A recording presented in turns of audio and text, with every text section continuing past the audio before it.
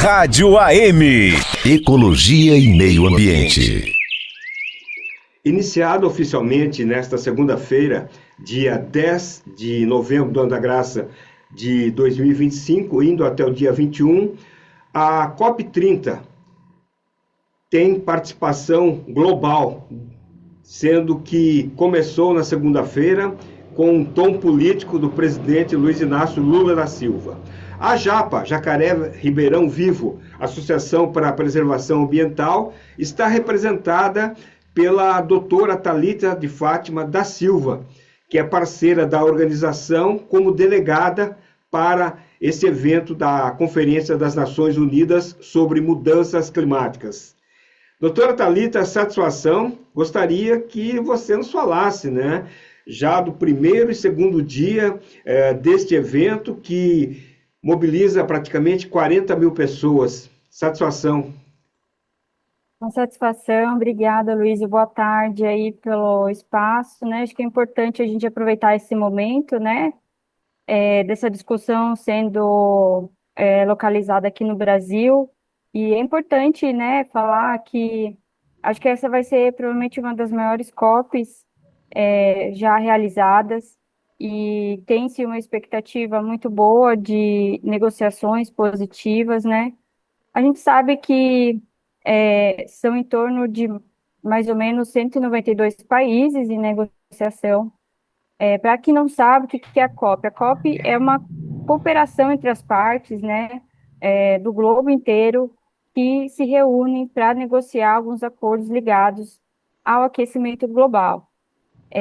Atualmente, né, nós temos aí vários fatores que estão, né, na mesa, principalmente com relação a financiamentos de países em situações mais vulneráveis, né? A gente teve aí, infelizmente, a notícia no Brasil, na segunda-feira, por exemplo, de um tornado no Paraná.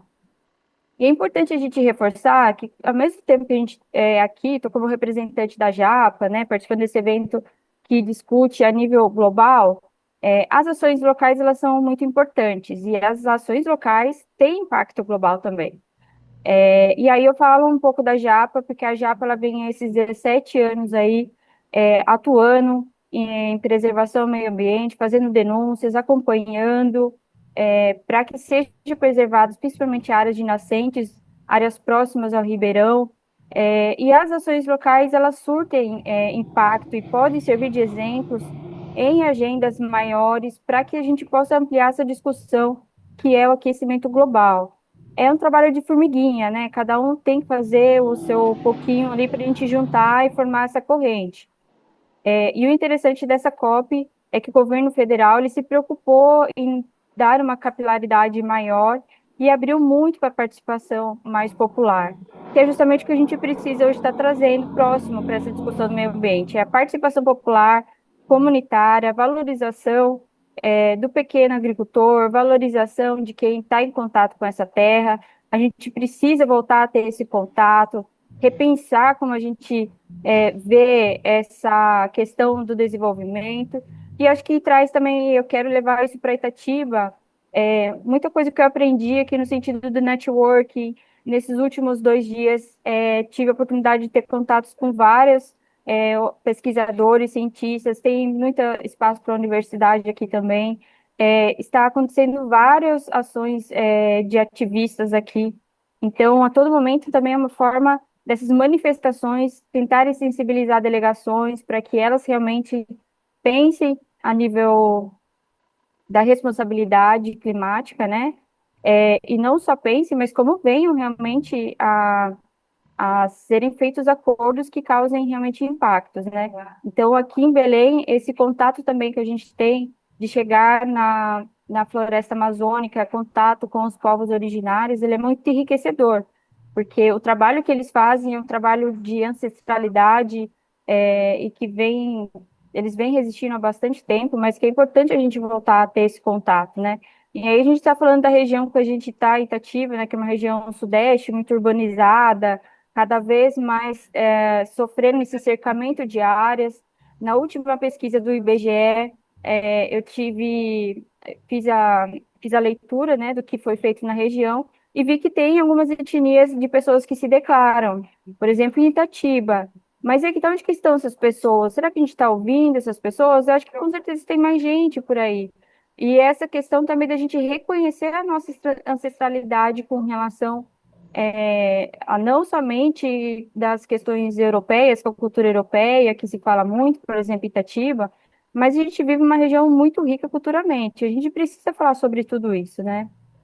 Perfeito. Doutora Thalita, agora as grandes potências mundiais foram criticadas por não participarem, né? E são potências que, infelizmente, poluem de uma maneira estarrecedora o nosso meio ambiente.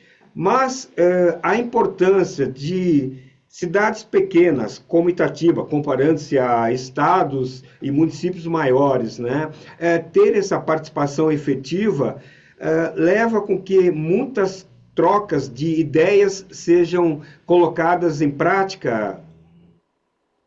Então, a gente tem uma questão de força aí, né? Quando a gente também está falando de uma cidade pequena com uma cidade maior, quando a gente está falando de países que são potencialmente, que tem uma potência financeira, econômica, global muito forte, né? E a gente, de repente, está falando, a gente sempre está falando de uma certa desigualdade. E aqui na COP, a principal pauta tem sido muito com relação à justiça climática, que é o quê?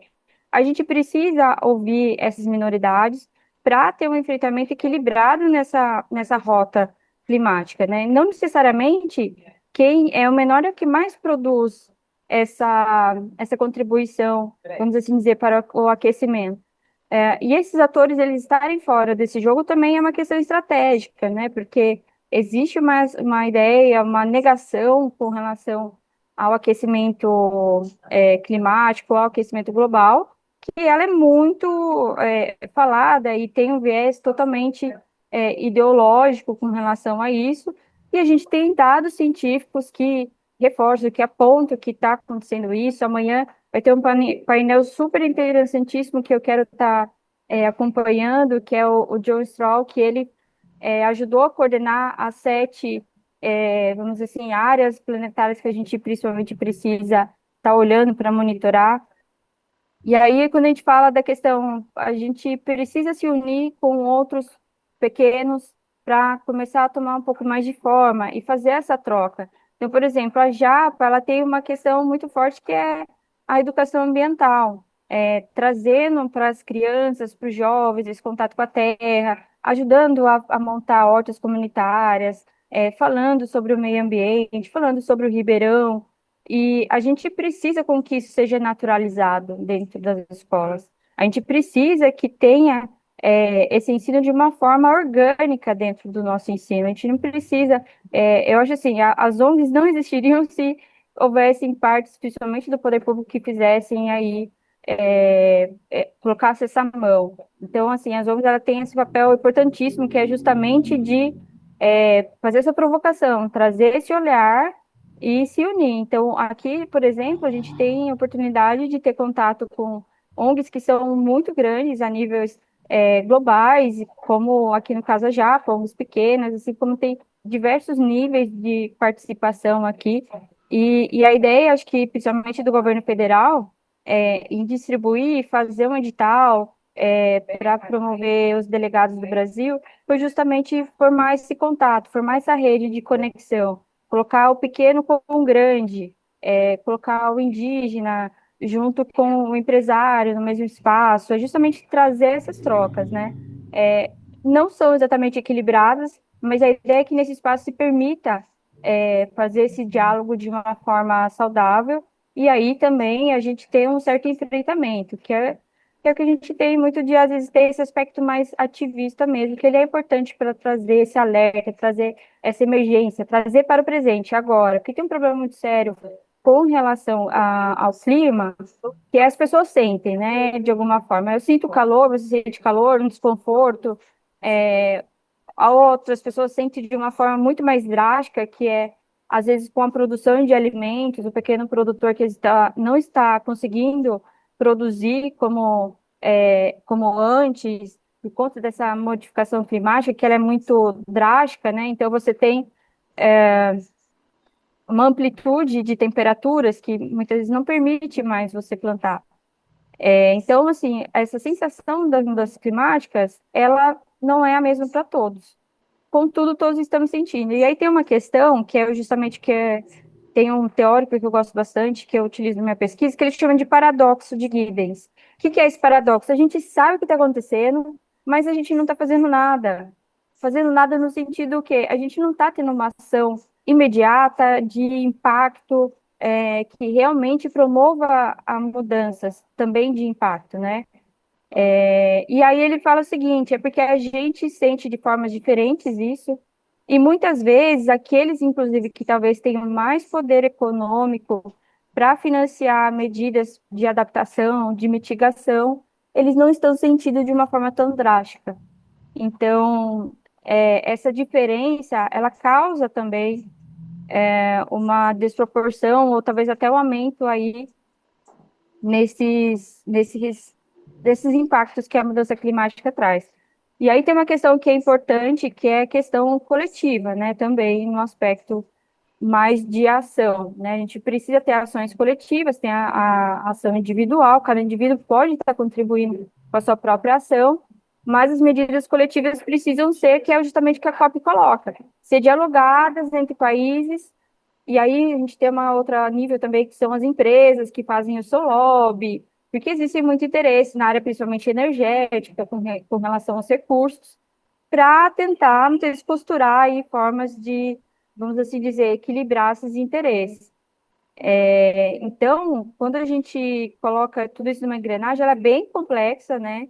Não é uma coisa fácil de você arranjar. Inclusive, ontem, o secretário da UFCCC, que é da organização, ele falou que estava preocupado que as negociações estavam muito agressivas, porque nós temos o quê? Teve muitos países que eles formam blocos e para poder ter uma negociação um pouco mais forte. Outros países já têm uma consolidação maior e já têm certas posições. Ontem eu tive a oportunidade, por exemplo, de acompanhar uma das reuniões, e aí tem uma questão muito, muito interessante, que é os países mais desenvolvidos, eles têm uma certa preocupação, sim, e medidas para ajudar os países que necessitam de mais recursos para enfrentamento das crises, mas eles têm muito receio de como vai ser essa governança com relação aos recursos, como que vai ser feito esse compliance, como que vai ser feito esse acompanhamento. Então, a gente lida com uma questão que é, ao nível internacional, você tem que costurar relações. E aí, a nível nacional, cada país ele vai ter que costurar isso internamente. E aí nós temos alguns problemas, que é quando você vai trazendo para o local, às vezes isso acaba caindo muito em capital político. E aí eu trago um pouco da questão de Itatiba, por exemplo. Acho que vocês já devem estar sabendo aí que foi noticiado como um investimento de 50 milhões para a área de desenvolvimento. Ecossustentabilidade, né? Isso. Só que tem uma questão, que aí eu vou falar de uma forma bem militante, Aloysio, que isso está sendo um greenwashing, né? Que é uma lavagem verde, porque se trata de uma verba de multa, de uma multa ambiental. Então, não tem como você falar que isso é investimento. Então, por isso que, assim, quando a gente vai trazendo para a questão local, as coisas vão um pouco tomando outras formas. Então, essa é uma dificuldade que a gente tem um pouco, por exemplo, no Brasil, porque a gente vê que o governo federal, muitas vezes, traz uma diretriz, mas depende do município para como que vai trazer isso. E a gente precisa sair desse proforma, né? Não é fazer reunião de conferência para falar que fez. A gente tem que fazer realmente conferência que as pessoas consigam participar, em horários que as pessoas possam participar, com temas que as pessoas consigam entender. Não tem que fazer essa coisa para vir envolver. Então, acho assim, a nível da COP, a gente tá podendo ter essa oportunidade de discussão no Brasil, que é muito boa, e também essa mistura de classes, de diversas etnias e raças, é justamente para a gente promover esse diálogo, né? E a JAFA, por ela ter esse histórico aí de preservação, tudo, a gente sabe que é uma questão de uma ONG local, mas ela pode servir como um case para apoiar outras iniciativas e formar diálogo, ir formando força com outras. E a ideia é justamente isso, né? Promover essa troca e ampliar essa experiência. Doutora Thalita, é importante, né, que se diga, até dia 21, muita coisa a ser discutida, muitos aprendizados, muita troca de informação. Gostaria que você falasse, né, nesses 2 dias, como ia participar deste evento, que tem 2 zonas, né? Uma que é a zona, vamos chamar assim, onde a diplomacia participa, e a outra zona onde o público em geral participa. A doutora fica em qual delas? Então, Luiz, é bem interessante porque agora nessa entrevista eu estou na Zona Verde, né? E eu não tinha vindo ainda, porque não deu tempo. Ontem a agenda foi bem corrida. E a Zona Azul, ela tem, todos os países têm um stand onde eles podem apresentar o que eles estão fazendo, promover alguns painéis e promover trocas. E está sendo bem interessante. Uma das coisas que me chama bastante atenção, que eu acho que é legal falar, é sobre a China, o soft power da China com relação a isso. Está sendo bem interessante aqui na COP também, que eles trouxeram uma estrutura realmente para chamar a atenção, e o Brasil também está tomando bastante pautas interessantes, então nós temos algumas pautas domésticas mesmo na Zona Azul, contudo, lá somente podem participar quem tem credencial, no caso eu estou podendo participar lá. E aí tem a Zona Verde, que ela é mais aberta realmente ao público e tem pautas mais domésticas. Aí aqui na Zona Verde até muda um pouco o clima, porque eu entrei, parecia que tinha uma outra coisa, eu entrei num outro universo, porque estava um pouco mais leve. Porque na zona de negociação, né, que é a Zona Azul, apesar de ter os estandes dos países, ter esses diálogos, apresentações, as trocas e tudo mais, é um pouco pesado por conta dessa agenda de negociação. A gente vê vários diplomatas, agendas ali sendo cumpridas e formar esses diálogos, representantes, observadores. Também tem manifestação, que é possível fazer manifestação lá dentro, mas tem que ser agendado. Então, assim, são zonas bem diferentes com relação a isso. Mas é interessante que na Zona Verde, que quando você entra também, você tem uma troca cultural muito grande. Antes de vir aqui, eu passei num stand que tinha, ó, até me deram um cactuzinho ali do pessoal do Nordeste, e eles estão promovendo vários diálogos aí com várias regiões do Brasil. Então está sendo bem interessante também, porque está sendo um espaço de bastante produção desses encontros. Então a gente tem gente do Sul, gente do Nordeste, nós temos algumas manifestações até culturais. O governo federal fez algumas agendas também de autogestão para que pessoas venham compartilhar as suas histórias de gestão de cooperativas, de ONGs. Então, tem também algumas partes com relação a bancos, investimentos, terceiro setor. E a ideia esse encontro também é promover com que o próprio Brasil ele mostre um pouco a sua cara com relação à sua grandiosidade, né? Na área assim, verde. Mas também eu vi muita gente de fora, muito estrangeiro vindo para a área verde, porque tá muito bonita a programação, tá bem interessante. Então, assim, tem essa diferença. Eu estou lá na Azul, tem uma agenda que eu quero cumprir lá, que é bem interessante.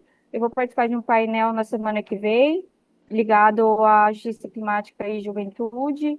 E tem vários outros painéis aí também, que aí não é no sentido de ser painelista, né? Mas que eu vou poder observar, que eu vou poder questionar. Enfim, a agenda é muito grande, você quer abraçar tudo, na verdade, porque é tanta coisa, só que aí não dá braço, né? Fora da Zona Verde, o Belém, assim, ele tá cheio, tem muita coisa acontecendo ao mesmo tempo. Perfeito. Doutora Thalita, nossos agradecimentos. Vamos nos falar durante esse período até 21 de novembro e que a doutora Thalita traga muita coisa boa para ser colocada em prática no município de Itatiba. E parabéns mais uma vez, né, por estar participando, representando a Japa neste evento global.